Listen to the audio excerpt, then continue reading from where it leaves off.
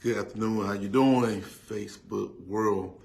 Hey, hopefully you're having a wonderful day, enjoying your Sunday. Hopefully you went to a place of worship on this morning or this afternoon. And if you haven't, hopefully you're going somewhere this evening. But I've definitely been enjoying myself on today. And for some of you, if you're tuning in for the first time or you're going to see this on the replay for the first time, hey, I'm going to introduce myself. My name is Milton Johnson. I am a financial coach, and I help individuals and small business owners reduce debt, help them increase their savings and investments for their retirement goals and financial goals. And I help them do this through my roadmap to financial freedom methods. And it's a pleasure to come back here and talk to you all one more time. Hey, we never know the end, but hey, I have another chance. So it's a blessing to be able to come here and talk to and share some ideas. And I wanted to talk to you today about making financial decision a daily thing. So you want to make daily financial decisions. Sometimes we want to wait until the far off or want to make a decision at the end of the month, end of the quarter, end of the year. But I want to challenge you to make daily financial decisions. When you do it on a daily basis, you're going to reap the benefits of that. For example, I see people that go on their lunch break, whatever. And a lot of people would spend additional funds. They would go to a store.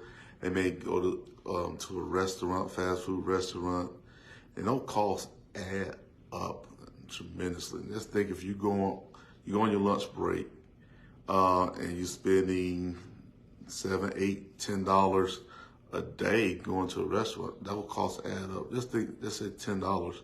That's $50 a week. Not counting if you eat breakfast or if you eating dinner, that's $200 additional dollars that you could actually use to save and invest that money to actually grow into your wealth. I mean, we want to achieve wealth. And one way I believe in achieving wealth is not by these get-rich-quick schemes, but growing wealth slowly, and growing it using conservative principles to make sure that you get where you need to be. Not trying to go in here. I see a lot of things on Instagram, a lot of other social medias, get into Bitcoin, make $3,000 a week, Forex. There's a lot of scams out there that I actually had to deal with one person. He came to me, he had put some money into, I think it was Bitcoin. It was some type of cryptocurrency. He had found this person on Instagram. They was showing him that he could make so much money per week. And so he invested this money into this cryptocurrency account with this person he met on Instagram. And he was like, well, my account has grown like 1,000-some%. I was like, well, I keep it with Bitcoin. No, on a regular basis. I invested a little bit in there, not enough to kill me, but I just want to test the waters myself. And so he was telling me, yeah, I'm at this level of investment. I'm like, no way. I say they're selling you some wolf tickets. But he didn't. But he was looking at the account they had created him, and so the account was showing that he had all this money that he made by investing in this account. And when he tried to get the money out, he said, "Well, I made a lot of money. It was like something unreal, like over 1,000% return in a short period of time." I said, that's not possible. I said, I keep up this market on I look at it periodically. That won't work. But to make a long story short, he ended up couldn't get the money out of the account. They said you need to pay this money to make some moves out of his account. So he paid the money to get make whatever transactions from this cryptocurrency. And the money didn't come to his account, so he inquired again. They said, well, you need to pay some more money for this transaction. He was like, man, I already paid once. But he said, but it was so much money showing his account. He said, okay, let me do this. So he did it again. The money never showed up in his account. Then they said, well, we're working on it. We got somebody else do it, but you need to pay this another transaction fee to get your money. And this is the time he came to me, and I did some research. I was like, man, you're not gonna get your money back. And he realized that this is a scam. I said, yes, it's a scam. He said, man, I said, let this be a learning experience. Whenever they say you're going to get some money back real quick, real fast, you usually need to caution yourself and say what type of investment this is, or is it really real? And people don't want to make the hard choice. I know we want it quick, we want it fast. But if you look at making daily financial decisions on a daily basis, I mean, being very in tune and focused, you can grow your finance and reach that wealth in a matter of time. This is something that I actually had to learn myself, because when I started out, I wanted to get the money quick. Now, I was taking some risky investments. Now, I was investing in some options. I had some of my money is buy and hold for the long term, and some I was trying to trade. And I found out over the years, my buy and hold for a long strategy was actually outperforming with me trying to trade on a daily basis, taking risks, high risk with options. Actually, I was losing money doing that. But the long-term strategy remained consistent. As long as I was putting money in there on a consistent basis, I was trying to make some correct changes, I was doing very well versus I was like, now I need to try to turn this $1,000 into $10,000 in about a month. That's my goal. And I was unsuccessful in doing that.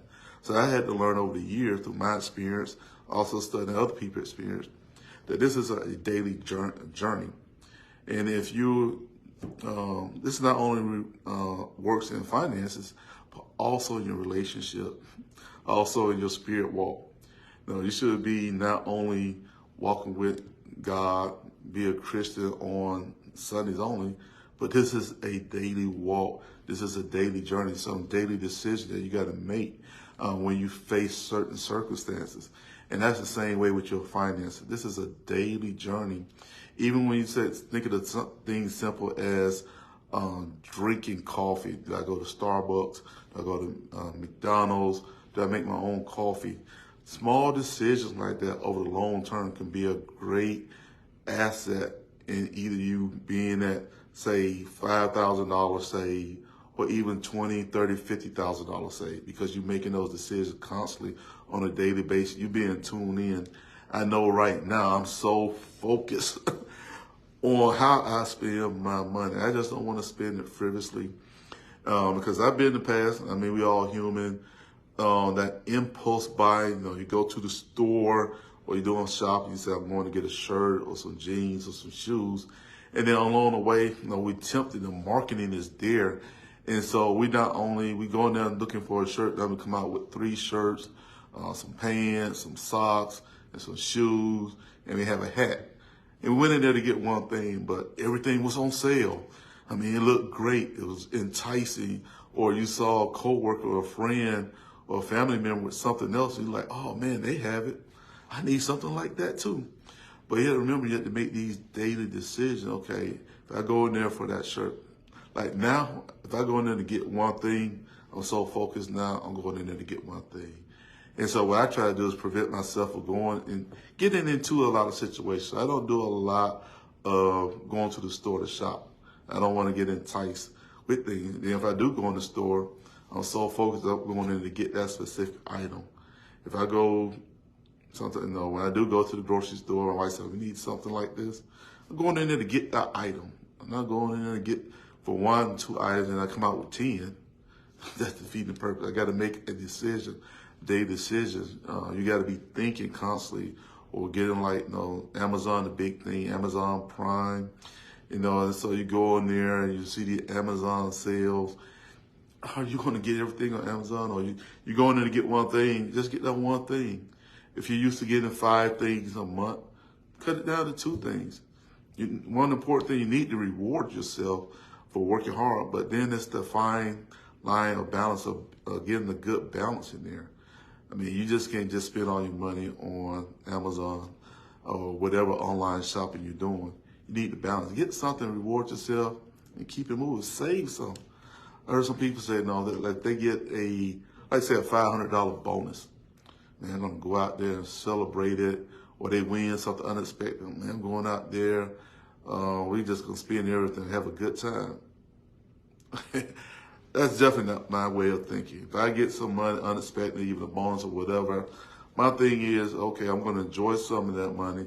I'm also going to be saving some of that money. So if I get like a $500 that win, like whatever, or if I'm going to be saving some of that. I'm going to save at least half of that, and then I can enjoy the rest of it. So it's a balance. I'm enjoying some of it, and I'm spending and I'm saving some of it. You have to make these constant decisions, and really, once you do it on a daily basis, it becomes a habit, man. You won't even have to think about it because it's a part of your DNA. It's something that you built your muscle memory that, okay, before I just do something crazy, it's in my mind now, I'm going to be thinking, do I really need to get this? Or if I get that, I need to be saving something else as well. And I challenge you to make your savings automatic. I don't know why people are not doing this. And some people still are not saving for, I don't know, I guess I talk to people, and I think the message, you need to be saving your 401. You need to be saving something for retirement. You need some retirement savings. If you're on a job, if they offer 401k and matching it, whatever, if it's 3, 5, 8%, about the highest I've heard, you need to put it in for that match. That's free money. Some people say, I can't afford it. You can't afford not to. Believe me, you're losing out. You have to change your way of thinking, your mindset. You need to put your money in your 401k. It just blows my mind the number of people who work at jobs that actually match it. Or if they have a 401k, they're not doing any type of retirement savings. You need to be saving. And if they don't have a retirement plan, you can actually open up an IRA. You can do that yourself. You need to be saving. Man, it's just challenging. Just think if I see people that because I've been to quite a few funerals lately, there's quite a few people that died. And say if a loved one died, and if they don't have any life insurance, you should have life insurance.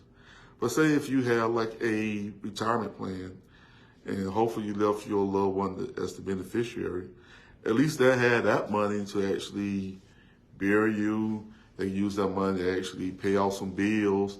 And if you're married, especially, if you're used to 2 incomes and one income is taken away, you need something to replace that. So that's why insurance is definitely important. You should have insurance. If you don't have insurance, you need to be talking to someone immediately. If you don't feel comfortable, you can talk to me. I'm a financial coach. I'm going to get you in contact with, I know, several insurance agents, the right one to meet your plan of what you want to do. Insurance is important. Man, more than just, the least you should get is burial insurance, but you need more to cover just the burial insurance. You need to have insurance. So I just definitely do that. And just be thinking about ways, you can improve your financial picture. There's always ways. We try to look at ways of how we can improve our job skills. And that's on top of, that's a good thing to do, to make more money. The more money you make, you can save and invest. So do that, but improve on your financial skills. If you don't feel comfortable, reach out to a professional to help you. Don't try to be out there alone by yourself. Your future, your kids' future, your family future, then if you want to leave something to like your church or some type of other organization, they are depending on you as well. So they depend on you to make these choices. Now, we need to be good stewards over what God has given us. And he tells us to take dominion over the earth. How you going to be dominating the earth if you don't have any money? You broke. You're not enjoying life. You're miserable. You can't never take a good vacation. You can't even buy a house. You can't even, now you're worried about retirement. You can't really retire when you want to because you don't have enough saved up. We have to be thinking ahead of time. And if you're in your 20s and 30s, you need to be thinking about, I'm currently young, but just think about the old you. Who's going to take care of the old you? You. The young you need to be thinking about, how can I take care of the old me? because no one can take care of you better than yourself. And so it starts right now with you planning, you investing, you saving right now, making those sacrifices. So now and later down the road, you don't have to continue to work until you die. Some people can never retire. They're in their 70s and 80s, and they are still working. They cannot stop working. They never had anything saved up. You don't want to be in the boat. I hear people say all the time, I wish I would have. I wish I would have this. I wish I would have saved when I was younger. I wish I would have done this. Shoulda, coulda, woulda. Your situation's still the same. And then we always trying to say, well, I'm going to try to tell the young people this or whatever. Really, to tell the truth, you're always, no matter what your age, you still can actually be doing something to improve your situation. I don't care how old you are. Unless if you have strength in your body, you're still capable. There's some things you can do to improve yourself. The way technology is now, to make money, you don't even have to go out to a regular job. You can do things from your home. There are so many home-based business, online businesses. Really, there's no excuse for anyone. The only thing stopping you, just look at that mirror, it's the person in the mirror. You just have to say, I want it, I'm going to achieve it, I'm going to make it happen. And when you start getting that mindset, saying nothing's going to stop me, I'm going to take control of my finances. I'm not going to stop. I'm going to stop blaming others. I'm going to take full ownership and make some things happen.